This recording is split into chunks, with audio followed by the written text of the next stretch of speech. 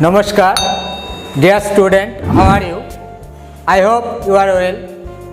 I am Prabir Kumar Pramanik. Welcome to my channel Digital English Care.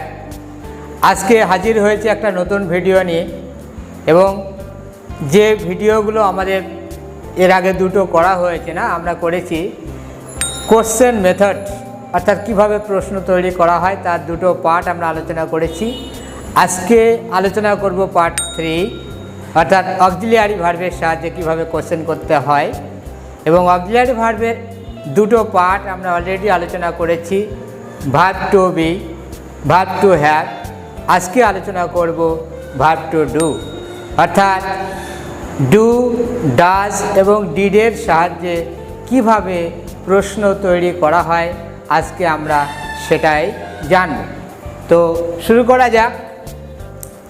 তো প্রথমেই জানব যে কোনো interrogative sentence do, does, did শুরু করতে গেলে আমাদের প্রথমে যেটা জানতে হবে একটু টেন্সের আইডিয়াটাও আমাদের থাকার দরকার আছে। যেমন আমরা প্রথমে একটা আলোচনা করব ডু এবং ডাজের সাহায্যে।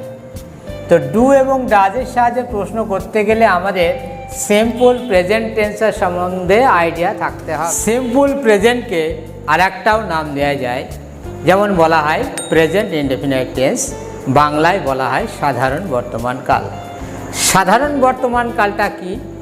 বর্তমান কালে সব সময় যে ঘটনাটা ঘটে এবং মাঝে মাঝে ঘটে এবং কিছু উচ্চারণ দেখেও আমরা বুঝবো এটা সাধারণ বর্তমান কাল।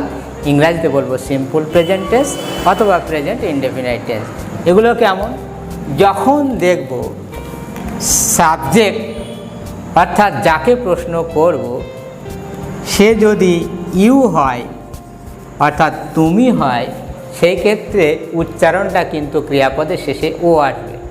যেমন তুমি যাও, তাহলে যাও বানান অন্তর্জয়ে আঁকা ও, তাহলে তুমি যাও। আবার যখন দেখব ক্রিয়াপদের শেষে এ উচ্চারণ আসছে এবং সাবজেক্ট যখন হি হবে, শি হবে, দে হবে, সেই ক্ষেত্রে ক্রিয়াপদের শেষে কিন্তু এ উচ্চারণ হবে। যেমন সে খেলে, ক্ষয়ে একা, লয়ে একা, তাহলে লাস্টে উচ্চারণটা এ আসলো। এটাও সাধারণ বর্তমান কাল অর্থাৎ সিম্পল প্রেজেন্ট টেন্স। আবার যখন সাবজেক্ট আমি হবে মানে আই হবে বা উই হবে, সেই ক্ষেত্রে ক্রিয়াপদের শেষে উচ্চারণটা হর্ষাই হবে। যেমন আমি খেলি, ক্ষয়ে একা, লয়ে রস্বই, লাস্টে কী হলো? রস্বই উচ্চারণ। অর্থাৎ ক্রিয়াপদের শেষে যখন ও হবে, এ হবে, অন্তুস্থ হবে, হর্ষাই হবে, সেই ক্ষেত্রে তাকে আমরা সাধারণ বর্তমান কাল বলবো বা প্রেজেন্ট ইনডেফিনিট টেন্স বলবো বা সিম্পল প্রেজেন্ট টেন্স বলবো। সিম্পল প্রেজেন্ট টেন্সটাকে যখন আমরা কোশ্চেনের রূপ দেব বা প্রশ্ন তৈরি করব, তখন আমরা কিভাবে তার গঠনটা তৈরি করব দেখো।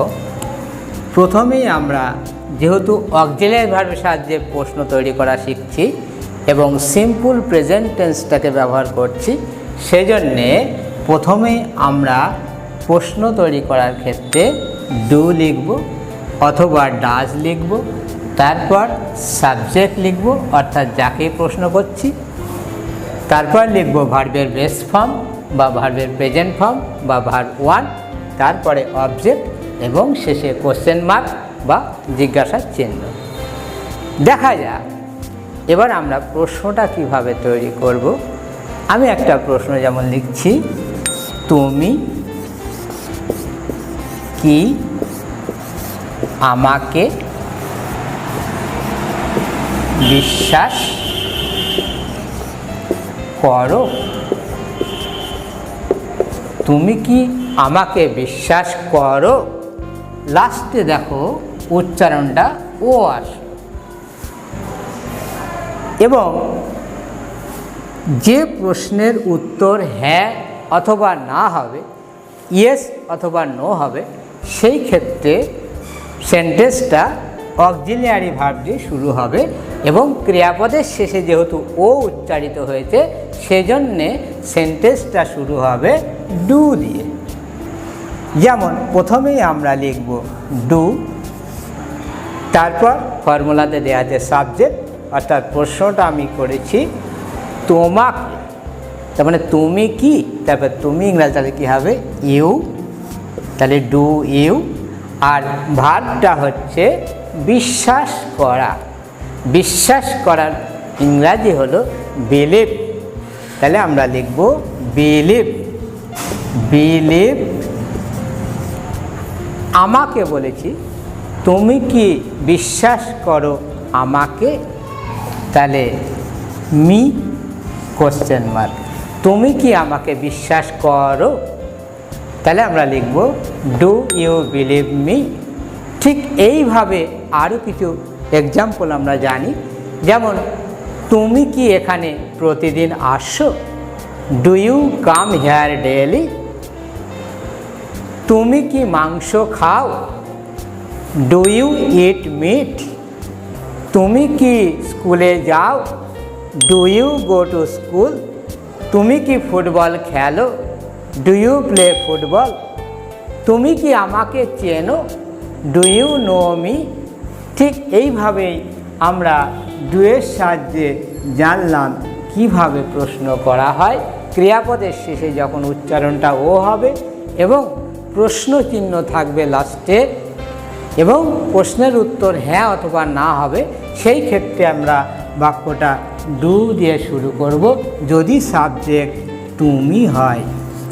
নেক্সট আমরা জানব সিম্পল প্রেজেন্ট টেন্সের ক্ষেত্রে ক্রিয়াপদের শেষে যখন উচ্চারণটা এ হবে বা অন্তস্থ হবে, সেই ক্ষেত্রে আমরা যখন বাক্যটাকে প্রশ্নবোধকে রূপদান করব বা প্রশ্ন করব এবং যে প্রশ্নের উত্তর হ্যাঁ অথবা না হবে, সেই ক্ষেত্রে আমরা প্রশ্নবোধক বাক্যটা ডাজ দিয়ে শুরু করব। তারপরে লিখব সাবজেক্ট বা যাকে প্রশ্ন করছি, তারপর লিখব ভার্বের প্রেজেন্ট ফর্ম বা ভার্ব ওয়ান, তারপরে অবজেক্ট এবং শেষে প্রশ্ন চিহ্ন। একটা উদাহরণ দেয়া যাক, যেমন সে কি আমাকে বিশ্বাস করে, সে কি আমাকে বিশ্বাস করে। দেখো ক্রিয়াপদের শেষে বিশ্বাস করে লাস্টে উচ্চারণটা কিন্তু আসছে এ। ক্রিয়াপদের শেষে যখন উচ্চারণটা এ হবে, শেষে প্রশ্ন চিহ্ন থাকবে।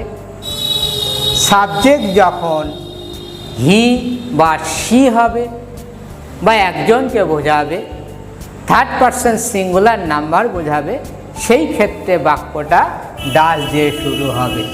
যেমন সে কি আমাকে বিশ্বাস করে, এখানে সে ইংরাজি হিউ হতে পারে, সিউ হতে পারে।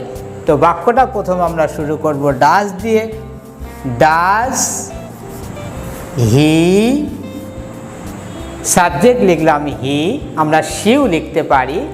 তারপর ভার্ব ওয়ান, ভার্বের প্রেজেন্ট ফর্ম, এখানে ভার্ব হচ্ছে বিশ্বাস করা, বিশ্বাস করা ইংরাজি হচ্ছে বিলিভ, বিলিভ এটা ভার্বের প্রেজেন্ট ফর্ম বা ভার্ব ওয়ান। যেহেতু সে আমাকে বিশ্বাস করে কি প্রশ্ন করেছি, তাই বিলিভের পর আমরা লিখব মি এবং শেষে প্রশ্ন চিহ্ন। সে কি আমাকে বিশ্বাস করে, ক্রিয়াপদের শেষে উচ্চারণটা দেখো এ এসছে এবং এই প্রশ্নের উত্তর হ্যাঁ বা না হয়েছে, হ্যাঁও হতে পারে নাও হতে পারে, সেজন্য সাহায্যকারী ক্রিয়া বা অক্সিলিয়ারি ভার্বের সাহায্যে প্রশ্ন শুরু করা হয়েছে। সাবজেক্ট যেহেতু হি, তাই আমরা ডাজ দিয়ে বাক্যটাকে শুরু করলাম। ডাজ হি বিলিভ মি, সে কি আমাকে বিশ্বাস করে। এই রকম আরও কিছু উদাহরণ আমরা জানতে পারি, যেমন সে কি এখানে প্রতিদিন আসে, does he come here daily, সে কি মাংস খায়, ডাজ হি ইট মিট, সে কি মাছ খায়, ডাজ হি ইট ফিশ, সে কি স্কুলে যায়, does he go to school, সে কি ফুটবল খেলে? Does he play football? সে কি বইটা পড়ে? Does he read the book? সে কি আমাকে চেনে? Does he know me? এইভাবে আমরা আরও নতুন নতুন প্রশ্নবোধক বাক্য শিখব এবং সকলকেই বলি আমাদের ভিডিও আপনাদের কাছে পর্যায়ক্রমে পৌঁছে যাবে। তার জন্য আমাদের যেটা অনুরোধ, ডিজিটাল ইংলিশ কেয়ার চ্যানেলের মাধ্যমে আপনাদেরকে অনুরোধ করছি, আমাদের চ্যানেলটাকে অবশ্যই সাবস্ক্রাইব করবেন, লাইক করবেন এবং আপনাদের আপনজনের কাছে শেয়ার করে দেবেন। তাহলে আমরা আরও নতুন নতুন ভিডিও তৈরি করতে বা ভিডিও বানাতে অনুপ্রাণিত হব, উৎসাহিত হব। নমস্কার।